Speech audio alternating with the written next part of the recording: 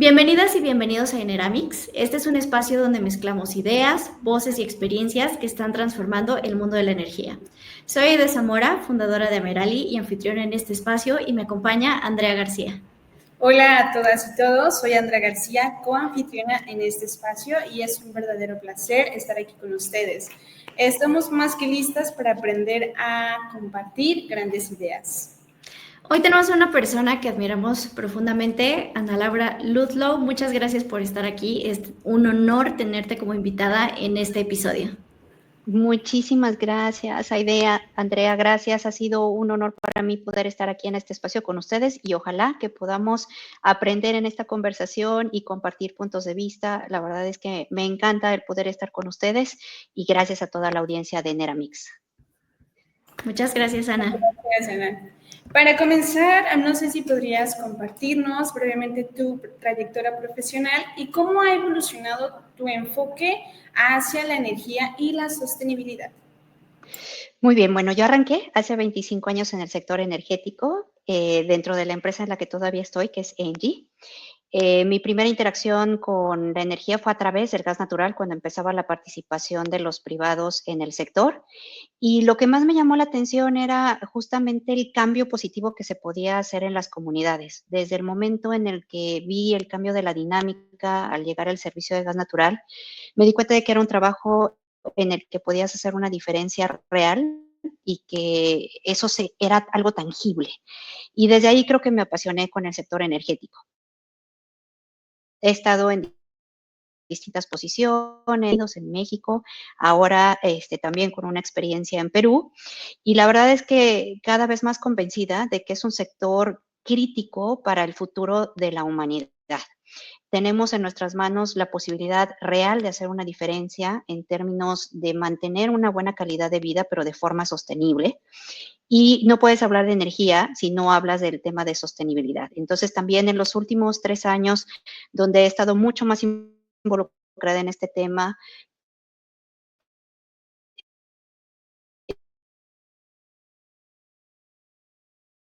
entendiendo el rol que tenemos en este proceso.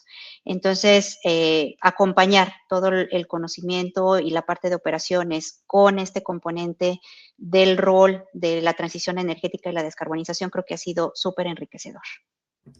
Oye, Ana Laura, y justo ahorita que hablabas de transición energética, ¿cómo ha cambiado tu perspectiva a lo largo de tu carrera hasta la posición que hoy desempeñas actualmente, y que nos puedas compartir un poquito de las actividades también que desarrollas en Engie? Sí, claro que sí. Bueno, te he de decir, siendo súper transparente, que hace 25 años era un concepto que no se manejaba. No hablábamos ni siquiera del impacto en el medio ambiente, del uso que estábamos haciendo de los recursos. Entonces me ha tocado ver cómo se ha ido transformando, ¿no? La necesidad y la sensibilidad y el conocimiento que tenemos de los distintos temas. Entonces ha sido también muy revelador desde ese aspecto, ¿no? Porque yo creo que cuando te das cuenta del impacto que tienes, tanto a nivel personal como desde el sector industrial y particularmente en el sector energético, va cambiando tu perspectiva. Entonces, cuando empiezas a ser consciente de tu huella de carbono, de que todo lo que hacemos de actividades tiene un impacto positivo y negativo en nuestro entorno, va cambiando esa aproximación. Y creo que eso ha sido lo que ha acontecido con el sector energético, ¿no? Creo que fue hasta 2015 cuando en esa confederación de las partes los países decidieron hacerle frente a una situación real existente de la que se hablaba ya en muchas investigaciones, pero que todavía había dudas de si era real o no. Y creo que el debate continuaba hasta hace algunos años, ¿no? En los que nos hemos dado cuenta que es algo real, el cambio climático está ahí, se convierte ya en una emergencia climática, porque no es que tengamos ya mucho tiempo para reaccionar, para cambiar nuestros hábitos, nuestra forma de hacer las cosas. Y nos empieza a plantear ciertos retos. ¿Cómo vamos a utilizar los recursos? ¿Qué va a pasar con los combustibles fósiles? Cuando yo arranqué en el sector, había muchísimas carboneras funcionando y se consideraba en su momento que eran eficientes y que estaban aportando de manera significativa al sistema energético. Ahora tú piensas en un activo de carbón y casi que está estigmatizado, ¿no? O sea, eso no funciona. Entonces hemos ido descubriendo que hay mejores maneras de hacer las cosas. Obviamente ha avanzado la innovación tecnológica, pero también hemos sido más conscientes de ese costo-beneficio del uso que hacemos de los recursos.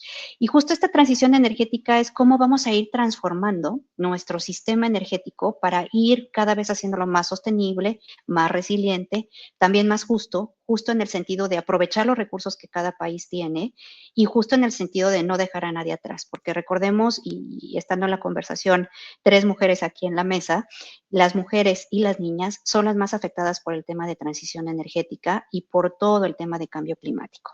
Entonces, tenemos que estar sentadas en las mesas donde se toman las decisiones y tenemos que hacer un proceso también con una perspectiva de género. Entonces, se trata justamente de reducir esta dependencia que tenemos de los combustibles fósiles, ir incrementando cada vez más la participación de las energías renovables, asegurar que haya una electrificación de los usos finales. No se puede hablar de transición energética sin el concepto de eficiencia energética y siempre lo reitero porque no podemos pensar cómo mejorar nuestra matriz energética sin antes hacernos la pregunta de si estamos aprovechando de manera adecuada esa energía. Si la vamos a desperdiciar, si no estamos siendo eficientes, tenemos un problema gravísimo porque estamos desaprovechando recursos que podrían ser utilizados en otras cosas. Entonces, es un tema de mucha voluntad política, de innovación tecnológica, pero sobre todo de participación ciudadana, donde todos tenemos que empujar para ir cada vez descarbonizando más esta matriz energética y haciéndonos más conscientes del uso que hacemos de la energía en todos los días.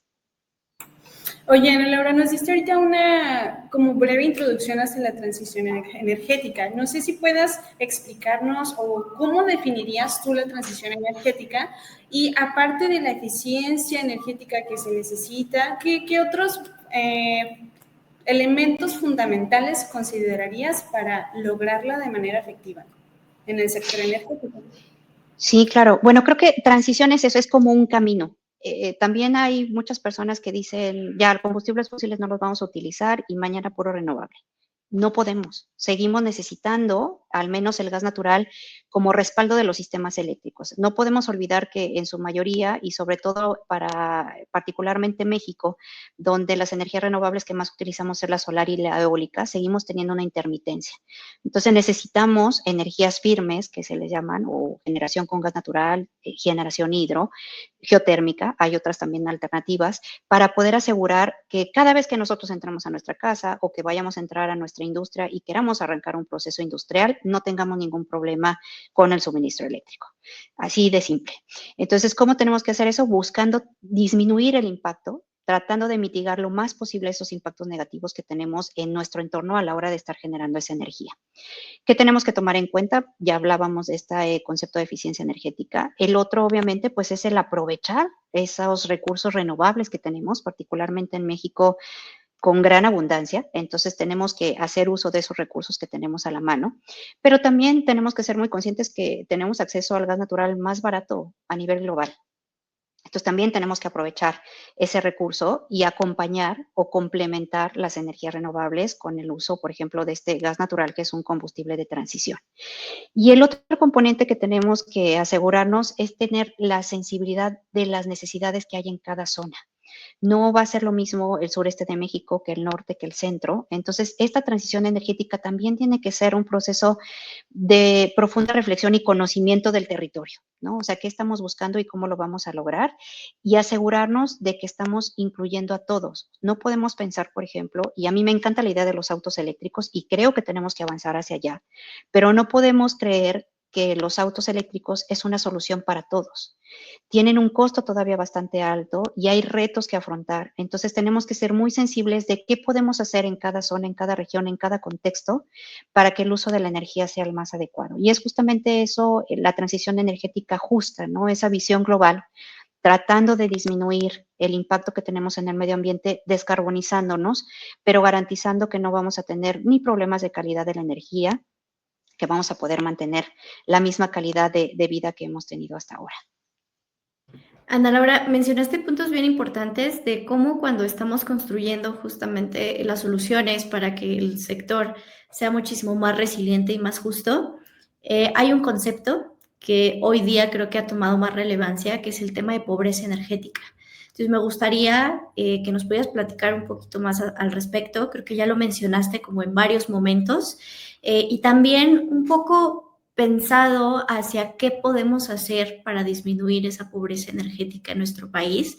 ¿Qué consideras que es el papel que juegan tanto las empresas y las políticas públicas en este proceso? Es un concepto bien relevante y complicado porque tenemos que aceptar primero que existe, ¿no? Es una realidad en México. Este concepto de pobreza energética creo que tiene dos componentes. Uno es que no tengas energía, ¿no? O sea, que no esté cerca de ti la línea de distribución y de transmisión eléctrica. Y otra parte es que no tengas la posibilidad de pagarlo, ¿no? Entonces son esos dos componentes. Y creo que el compromiso es asegurar que todos tengamos al menos un nivel mínimo de calidad de vida. Hay zonas en las que se sigue utilizando la leña como el principal combustible para los hogares.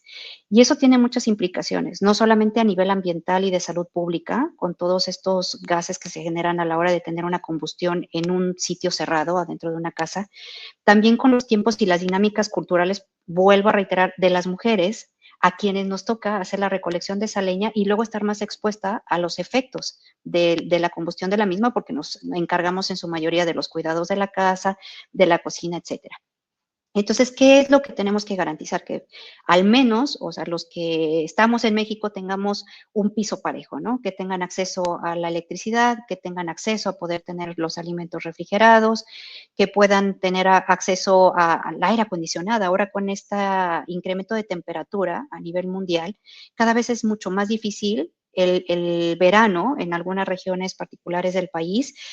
Y si no tienen electricidad, pues menos pensar en un aire acondicionado, un ventilador, o sea, se vuelve cada vez más complejo. Entonces, creo que tenemos ahí una deuda, ¿no? Que evaluar cómo podemos asegurar que en esta transición energética, en lo que estamos previendo como planeación energética de largo plazo para el país, estamos considerando empezar a cerrar esas brechas. Y lo podemos hacer, yo creo que desde lo personal. Hay muchos proyectos sociales que están permitiendo que lleguen a eléctrica a esos lugares que están cada vez más alejados de la red.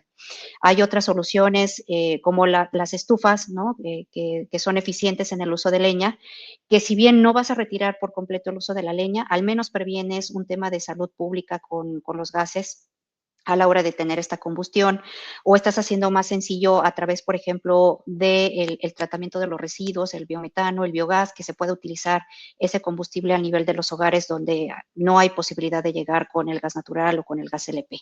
Entonces, es un compromiso que tenemos todos, ¿no? De evaluar de manera general cómo vamos a estar definiendo qué queremos en términos energéticos para nuestro país, asegurándonos que vayamos cerrando esa brecha de aquellos que no tienen los mismos beneficios que podemos tener la mayoría en las grandes ciudades. Eso es el concepto de pobreza energética. ¿Qué se requiere?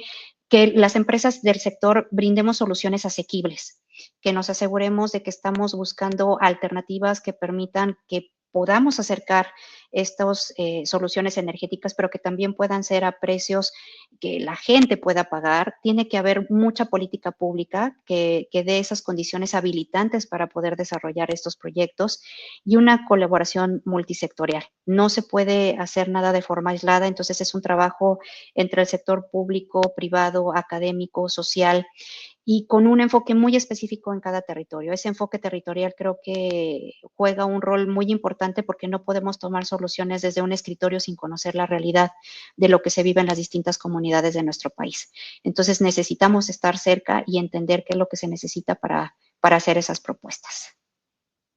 Me parece muy reflexivo lo que nos acabas de mencionar. Nos platicaste de la pobreza energética y creo que el aspecto de verlo desde la zona en donde se está mencionando, la zona donde podemos observarlo, no sé, wow, me parece muy reflexivo, porque es cierto, cada persona, cada zona, cada situación, cada lugar, cada clima necesita su propia solución. Y me parece súper importante que nos menciones todos los retos a los que nos estamos enfrentando y también que nos hayas dado unas soluciones aplicables y asequibles, como nos mencionaste, con un trabajo multidisciplinario. Y desde este aspecto, Ana Laura, me gustaría conocer cuál es tu visión respecto al rol del gas natural en el camino hacia una matriz sobre energía más limpia y cómo se complementa esto con las fuentes renovables o con más fuentes, pues sí, más fuentes de energía. Sí, bueno, Andrea, creo que estamos convencidos que las energías renovables es lo mejor que podemos tener como solución. Sin embargo, todavía hay algunos retos que tenemos que encontrar alguna alternativa. Yo creo que, como lo hemos visto en los últimos años, la innovación tecnológica va a seguir jugando un rol prioritario y seguramente encontraremos tecnologías mucho más eficientes que permitan abatir estos temas de la intermitencia. Tenemos que trabajar fuertemente en almacenamiento, en redes inteligentes. Yo creo que eso es lo que vendrá en el futuro para poder ayudarnos a gestionar de manera adecuada las energías renovables, que creo que a estas alturas nadie tiene la duda de que es la solución. Pero mientras logramos eso, ¿qué tenemos que hacer? Tenemos que buscar alternativas que permitan que esas energías renovables tengan un respaldo, que podamos tener esa potencia que necesitan los sistemas eléctricos para funcionar, y eso lo podemos lograr a través de la generación, por ejemplo, con el gas natural. ¿Qué es el gas natural? El gas natural es un combustible fósil, pero es el más simple de los hidrocarburos. ¿Qué significa esto en términos prácticos? Que tú vas a tener un combustible fósil que contamina menos al medio ambiente, que genera menos partículas sólidas a la hora de tener una combustión, que va a tener menos impacto en el medio ambiente, que efectivamente está en estado gaseoso, entonces es fácil de transportarlo a través de redes subterráneas, que obviamente como cualquier otro combustible tiene que ser manejado con todo el respeto y la seriedad que eso amerita, pero que tiene beneficios importantes como combustible de transición. Y ahí es el rol que creo que seguirá jugando el gas natural. Y también en este contexto de lo que platicábamos de transición energética justa, de saber cuáles son los recursos que tiene cada país, no nos podemos comparar con Noruega, no nos podemos comparar con Alemania, bueno, ni en el mismo Latinoamérica nos podemos comparar con un Brasil, con un Chile, con un Colombia. Tenemos que entender cuál es la realidad de México. Y México tiene muchísimos recursos naturales, sol, aire, geotermia, hidro, pero también tiene acceso al gas natural y tiene grandes reservas de gas natural. Entonces, creo que también tenemos que hacer un uso responsable de este combustible de transición. Y hoy la solución más eficiente, digamos, para acompañar ese desarrollo de las energías renovables es la generación a través del gas natural. Y tenemos que trabajar fuertemente en el tema de transmisión eléctrica, y sí lo quiero recalcar porque lo hemos comentado en muchos foros y desde muchas voces, sin transmisión no hay transición. Para que podamos incorporar la cantidad de energías renovables que nuestro sistema energético requiere, necesitamos fortalecer la infraestructura de transmisión y de distribución eléctrica. Y eso también creo que lo tenemos que hacer en conjunto. A mí me encanta la idea de ver las inversiones que se están haciendo en México, pero el reto es enorme. Y si queremos, como ahora está claro a través del gobierno federal, tener una participación de las energías renovables para el 2030 del 45%, eso requiere fortalecer de manera muy significativa todo lo que es transmisión y distribución. Y hay que acompañarlo con ese soporte, ¿no?, que te permite la flexibilidad en caso de que tengamos algún tema de intermitencia, reaccionar de inmediato para que no tengamos ni apagones, ni un blackout, como ya hemos visto que ha sucedido en otros países. Y eso se debe de trabajar teniendo un sistema integral. No hay una solución tecnológica, y creo que eso es lo más importante cuando hablamos de energía. Tenemos que entender que es una mezcla de tecnologías, lo que nos va a permitir dar la solución más adecuada a cada uno de los contextos, particularmente para México, aprovechando este gas natural que tenemos de manera muy, muy abundante. Gracias, Ana Laura. O sea, creo que hasta ahorita hemos platicado mucho de transición energética, pobreza energética. También creo que nos has ilustrado bastante en temas de tecnologías limpias y cómo podemos incorporar todas estas tecnologías que además son bajas de carbono para acelerar la transición. Muy alineado con entender y estar muy claros de las necesidades específicas en cada contexto y la necesidad de política pública que acelere esta transición. Y hay un punto que considero que es clave, que es el área de cómo descarbonizamos a los sectores productivos. Llámese industria alimentaria, la industria pesada, el sector automotriz, la construcción. En tu opinión, ¿cuál es la ruta y cuál es el pronóstico y el contexto que estamos viviendo ahorita en estos sectores en cuanto a estos temas, que por supuesto van ligados a lo que mencionabas al inicio, con la sostenibilidad? Sí, claro. Creo que, o sea, si miramos las emisiones de carbono en México, nos vamos a dar gran parte, pues, somos el propio sector energético. Estamos trabajando, ¿no? Ahí en eso, todos los que estamos aquí. Sí. Después tenemos, obviamente, el sector transporte, donde hay un reto importante y por eso hablar de electromovilidad es también relevante, porque es una manera en la que vamos a atacar ese otro gran porcentaje de emisiones que tenemos, que estamos generando para la atmósfera. Y la otra parte es la industria. Y tenemos que entender el rol que también juega el sector industrial. Y hay sectores muy intensivos en temas energéticos y en emisiones de carbono que tienen que seguir un proceso también de descarbonización.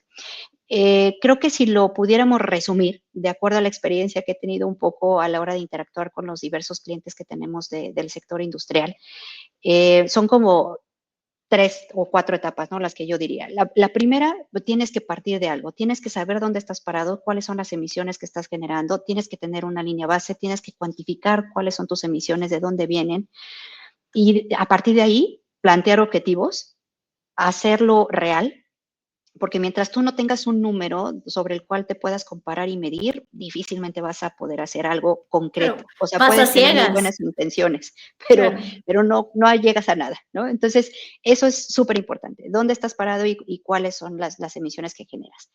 Y después tiene que haber esta reflexión otra vez, ¿no? De eficiencia energética, porque pareciera simple, pero en mi experiencia durante todos estos años, cuando tú haces un ejercicio serio de evaluar los procesos industriales, puedes reducir entre un 10 y un 15% de los consumos energéticos y eso va directamente asociado con las emisiones. Y no nada más, digamos, en la parte romántica, ecologista de estar haciendo un bien al medio ambiente, sino también a la cartera, a la utilidad y a la productividad del sector industrial. Entonces, vale la pena hacer esos ejercicios de eficiencia energética. Y después viene el tercer paso, o sea, tratar de electrificar lo más que puedas y obviamente tratar de utilizar energía limpia, energías renovables. Entonces, creo que las alternativas que hoy hay en el mercado de, primero, tratar de acercar la generación de energía al sitio es importante. Entonces, la generación distribuida juega un rol importante. El tratar de tener en sitio energías limpias ayuda muchísimo, reduce costos también. Pero si no tienes esa posibilidad, entonces, bueno, firmar un PPA, un contrato de largo plazo, que le llamamos en el sector energético, donde tú te aseguras que la energía que vas a estar recibiendo viene de un recurso limpio, de un recurso renovable. Son dos cosas distintas, pero tenemos esas alternativas en México, ¿no? Entonces puedes empezar a disminuir, ¿no? Tus emisiones y a descarbonizarte utilizando una energía que venga lo más limpia o más descarbonizada posible. Y el otro paso es después todos los procesos térmicos. Obviamente hay que empezar a desplazar esos combustibles fósiles más contaminantes. Si no utilizan gas natural, usar gas natural. Si ya utilizan gas natural, hay un siguiente paso que es el biometano, ¿no? Es aprovechar esos residuos sólidos y orgánicos que hoy ya tenemos, que están además generando emisiones fugitivas a la atmósfera de metano, que por sí solo es mucho más contaminante que un CO2 que utilizamos como referencia para todos estos temas de gases de efecto invernadero. Entonces, aprovechar esos residuos y poderlos utilizar para descarbonizar los procesos térmicos es una excelente alternativa. Y después empezar a mirar opciones de almacenamiento, de captura de carbono. A lo mejor eso ya es, digamos, como la etapa de madurez más alta, ¿no? Cuando ya has pasado por los otros puntos en esa ruta de descarbonización. Y hay muchas empresas y hay muchos consultores que se dedican a hacer esos ejercicios, pero mi sugerencia son dos cosas. Primero, no tienes que ser una empresa grande para poder implementar este tipo de mapas y rutas de descarbonización. Cualquier empresa, desde las más pequeñas, yo diría que debe, pero puede hacerlo. Y la segunda, que no lo vean como una molestia o un algo de moda, es realmente algo que puede tener beneficios también importantes desde la parte económica y de eficiencias dentro de cualquier negocio. Entonces, es un reto que tenemos todos por delante. Wow, Ana Laura, la verdad es que muchísimas gracias por los conocimientos que nos has compartido. Nos has dicho que tenemos que plantearnos, en qué punto estamos, cuánto emito, de dióxido de carbono y medirnos como industria, medirnos como empresa o medirnos como persona y saber la realidad en México, en dónde estamos parados energéticamente y cómo estamos parados en las energías renovables. Entonces, te quiero agradecer por compartirnos tu experiencia y la visión de un futuro con fuentes renovables y con fuentes más limpias y pues también para tener un lleno de oportunidades aquí en México. Gracias. Ana Laura, para cerrar esta conversación, tenemos una dinámica para todas las personas invitadas, entonces nos encantaría que le compartieras un reto sencillo, que tú practiques, que pueda adoptar nuestra audiencia, puede ser desde un pequeño hábito, una acción consciente o una decisión que contribuya al cuidado del planeta y a un uso más responsable de la energía. Muchas gracias. Pues yo creo que les compartiría dos cosas que hago y de las que me volví muy consciente en esta última etapa en la que me empecé a involucrar más en los temas de sostenibilidad. La primera es tratar de evitar el desperdicio de comida. Casi el 30% de lo que consumimos se desperdicia. Entonces, cuando vamos al restaurante, cuando vamos al supermercado, empezamos a comprar cosas que a lo mejor no necesitamos y termina la comida echándose a perder, o vamos al restaurante en el buffet y nos servimos de todo y no terminamos comiéndonos más que una parte. Entonces, ese desperdicio realmente tiene atrás una huella de carbono bien importante y también un gasto energético bien complejo y tenemos que ser también muy conscientes de la situación que hoy se vive en muchos países. Entonces, esa parte se las dejaría yo ahí de consejo o de reto para que lo tomen en cuenta la próxima vez que vayan a salir al restaurante a comer algo o al supermercado a comprar. Y la otra es ser muy conscientes de que también todo el tema digital tiene una huella de carbono. Creo que más ahora que antes con la inteligencia artificial, que me parece extraordinaria y que me encanta, pero también tiene una demanda energética enorme. O sea, estamos casi por duplicar el consumo energético del mundo a través de los data centers y de todo lo que la inteligencia artificial va a requerir en el futuro. Entonces, aprovechémosla de la mejor manera posible y hagamos ese reto, ¿no? De pensar si realmente tengo que hacer el streaming en este momento de un video, si tengo que mandar un correo electrónico, porque también a veces pensamos que solo el papel es algo que deja una huella de carbono, pero cuando estoy mandando cosas a la nube o correos electrónicos, en lugar de caminar 3 pasos y decirle a mi compañero de junto lo que necesito, estamos también incrementando esa huella de carbono. Entonces, pequeñas acciones que puedan cambiar a la larga el uso que estamos haciendo de la energía. Es lo que yo dejaría ahí sobre la mesa y que trato de cuidar todos los días.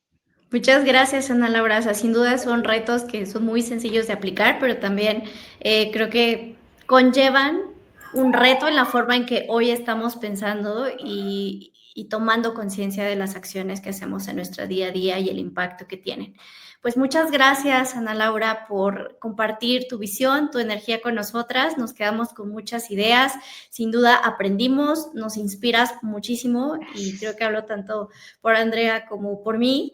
Y sobre todo creo que también nos dejas muchas preguntas en la mente que queremos seguir explorando y esperamos también para nuestra audiencia. Gracias a nuestra audiencia por escucharnos, por ser parte de esta conversación.